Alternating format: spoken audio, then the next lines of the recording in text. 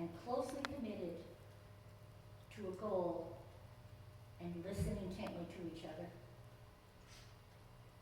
Laser, clear, committed to a very clear goal and listen intently to each other without judgment. That's when things happen. They also have to be willing to roll up their sleeves and do the work. Not work, because that work is not drudgery when you are in a collective goal.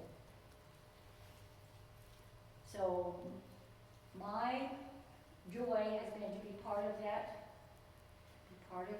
impetus that's happening here, which will continue. We have a radio ministry that will be starting in March for the greater Lake of the Ozarks area from this church, which is going to be so powerful and so wonderful. And if someone never shows up here, they're still going to get a nugget of truth. And I fully trust the board and all of you to be fully responsible for that, absolutely.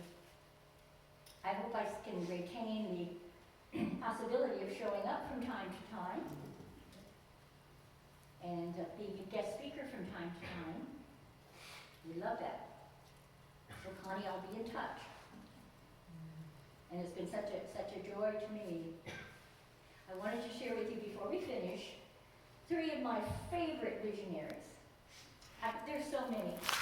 We could set our discussion going on all these people that who have touched our lives in one way or another. Madame Curie, there were so many. And in all cases, if you look at it, they defied the odds of the masses. Jesus is a perfect example. In Unity, we call Jesus our way shower, the one that taught us the way. He was the perfect example of God in man. And he didn't let his detractors stop him. And there were many. So my first, Mary, you ready? My first one, and of course you already mentioned this, Marty. My first favorite is our dear friend Myrtle Fillmore. Those of you who are visiting today, Myrtle and Charles Fillmore were the founders of the Unity movement. And Myrtle was a young school teacher. And she was married to Charles Fillmore, and she put up with a lot of his antics, if I may use that word. Charles was very strong-willed, as was she. And he took her on a journey to Colorado. How many of you know that story? Took her on a journey to Colorado because he was going to, do you know, Kathy? It's been a while, but I do recall him going there. I'll tell it briefly. Yeah. To Colorado, to Denison, Colorado, because he wanted to be a real estate developer. They went by horse and buggy wagon from Kansas City to Denison, Colorado. And it got late at night, and I can only imagine Myrtle. This is before the boys were born. He had 3 sons. Only imagine her wondering, where is this man taking me? And in dark of night, they almost went over a ravine. The horses stopped just in time. If they had gone one step further, they would have all crashed to their death. And Myrtle, I'm sure, was sitting back peacefully in the wagon, saying, "Thank you, God." Then he tried real estate in Colorado, and he also did a number of things, none of which quite worked out. So they came back to Kansas City and established an office in Kansas City. Some of you know the name of the street. Somebody does. I can't think of it at the moment. Tracy? Where? Or Truce. Tracy or Truce? Tracy. Tracy. On Tracy. Tracy out Ninth and Tracy. Ninth and Tracy in Kansas City. Yes. And she began her healing business there, and he was off doing real estate.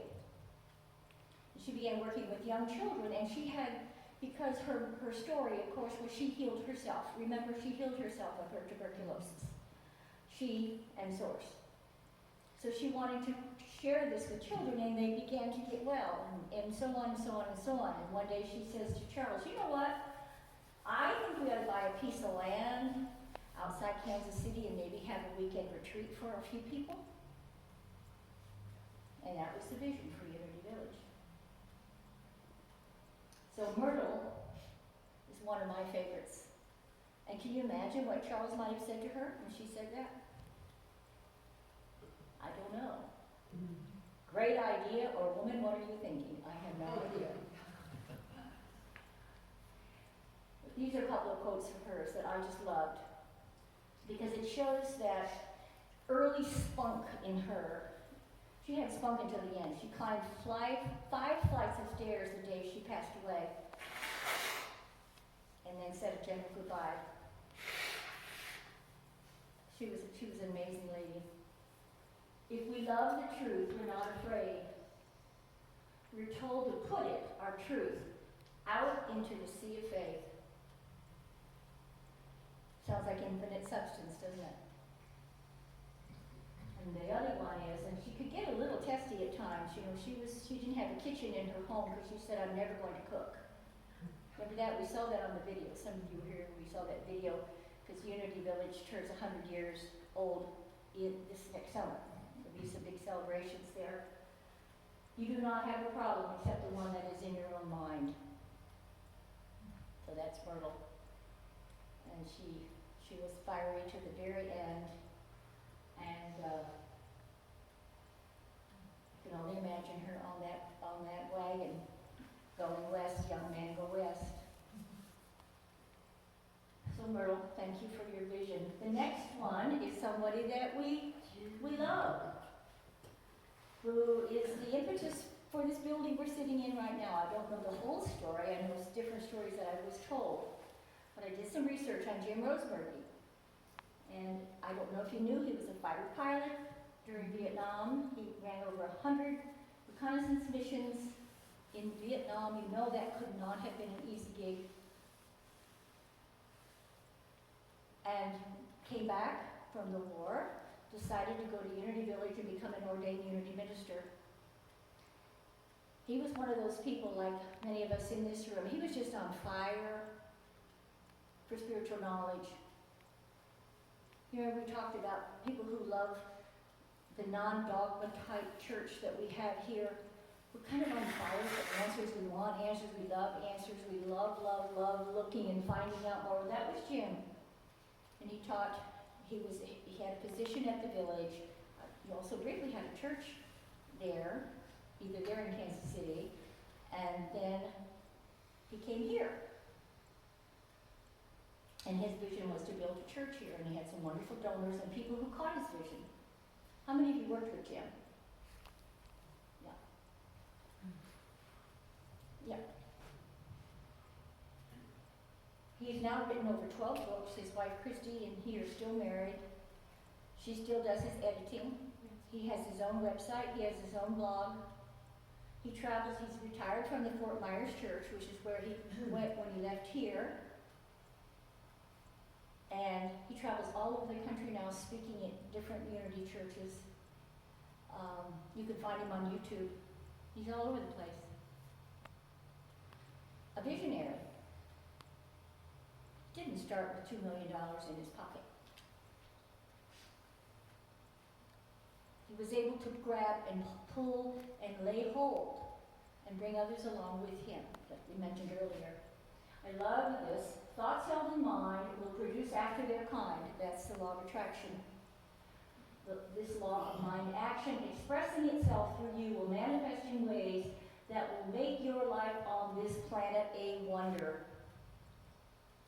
I loved that. Our life on this planet can be a wonder. Got to get in that groove of grace. And that's a knowing. And when you're in that groove, some of the rest of that other heavy stuff just will fall away. It will. Like the fog that you drive out of. And then I had to say this last one, because we talk a lot in Unity about demonstrating, which means you actually do something. I demonstrated $50 today, I gave it away. Sounds like Jim, doesn't it? And then the last visionary I'm going to share with you today is my mother. My mother, Geneva Sugarbaker, couldn't resist. I couldn't resist sharing this with you. I mentioned to you at another time she was born in very, very modest means in Zeeland, Michigan, the daughter of Dutch immigrants. She used to take her brother, who had a clubbed foot, who became a Presbyterian minister later, on the streetcar to go get his shoes adjusted. They had no money, they had no car. Her mother took in laundry, her father was a scar maker. But she had a vision, she wanted to go to college, and so she sang her heart out in high school. She had a wonderful voice, and she got a scholarship to go to college on a voice scholarship to Wheaton College. That's where she met my father. And he was the son of Dutch immigrants from Paterson, New Jersey. They weren't a very likely pair, actually. It was love at first sight. They saw each other in the library. It was love at first sight. And she asked somebody, what's his major? And they said medicine. He's pre-med. And within about 6 months, this is what she chose to do. She changed her major from voice to pre-nursing, so she could follow my dad to New York City. And the rest is history. But during my time growing up, my mother was always involved in everything. She was the mother of 10 children, of which I'm the second oldest girl, fourth oldest child. She was on the school board, the park board, prison board. We were her backup, my sister and I. She was involved in everything. She loved being involved. And in those days, she kind of had to make sure it was all done before Dad got home. Because when Dad got home, he wanted Mom home. Mother, as he called her. And he was Daddy, and she was Mother. So she was very involved. I remember as a young girl, going with her, assisting her at the Tipton Women's Prison, which is no longer functioning. But she wanted to bring Bible study to the women in Tipton Prison. And she felt so bad for those who had children that we brought toys for them for certain days.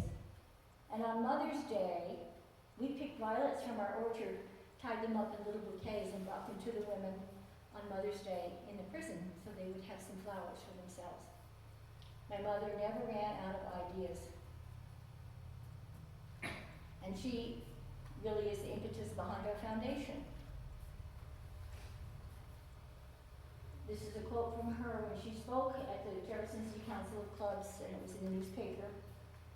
Why be of service to your community? And I thought about us as a spiritual community. The answer is not simple, for it entails a sacrifice, perseverance, and a never be discouraged attitude. Continue to give up yourselves to the betterment of this community in whatever capacity you can. Give others the word, go forward. Stand true to right principles. They never change. And pray much that our activities may count for God here in Jefferson City, the state of Missouri, and even the world. And she was speaking to a secular organization. So I love my mother. She was with me all the time. And she lived to be the beautiful age of 104. And I know it was her spirit. Her spirit never aged. So I'm so proud of her. So, as I step down from being your speaker, I just want you to know that I love you all. I have faith in you. I have faith in us, we, and the good things that are going to continue to be happening. We only look at the positive, the prosperity. We don't look at the shoulds. shoulds don't exist. And thank you so much for giving me the opportunity